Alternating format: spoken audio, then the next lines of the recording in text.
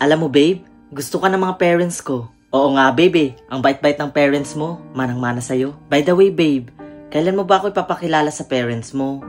2 years na tayo, pero hindi mo pa rin ako pinapakilala. Babe, huwag ka mag-alala. Ipapakilala kita sa tamang panahon.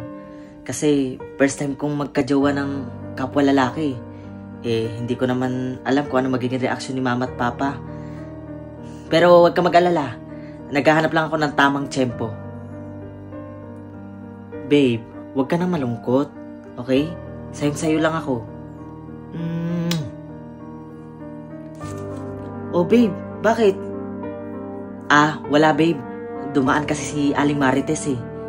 Kapitbahay namin yun. Baka magsumbong. Okay, babe.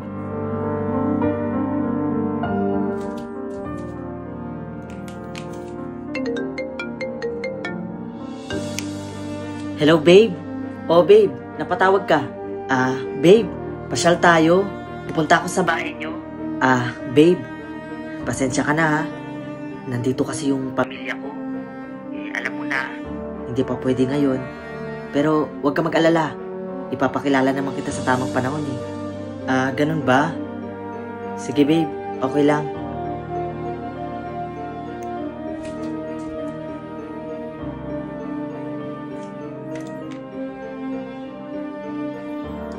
Hello, babe. Oh, hello, babe. Napatawag ka. May sasabihin ako sa'yo. Ha? Ano yun? Break na tayo. Ano? Huwag mo na Ayoko magawin na. to sa akin, babe. Napapagod na ako. Babe, huwag ka naman ganyan, babe. Hindi mo man lang ako kaya ipaglaban sa parents mo. Di ba sinabi ko naman sa'yo na maghintay ka lang? Ako, kaya kitang illegal. Pinakilala kita ka sa parents ko. Pero ikaw, takot na takot ka. Hindi naman sa takot, babe. Di ba sinabi ko sa'yo na maghanap Alam mo, tayo ng babe, tiyempo? kung mahal mo ko, hindi ka matatakot. Dapat ipaglaban mo ako sa parents mo. Pero hindi. Ang tagal-tagal na natin. Tapos hanggang ngayon, di mo pa rin ako kaya ipakilala sa parents mo. Babe, sana naman maintindihan mo. Ayoko na, babe. Babe naman, huwag ka naman ganyan. Pero huwag ka mag-alala. Nakakita na ako ng taong kaya akong ipagmalaki sa mga magulang niya. Babe naman. Kaya akong ipakilala na kahit sino ako, kung ano yung pagkatao ko. Huwag ka naman ganyan, babe. Mahal na mahal kita. Kaya sorry, babe. Sorry dahil sumuko ako. Dahil hindi ko na kaya. Bye. Babe, babe.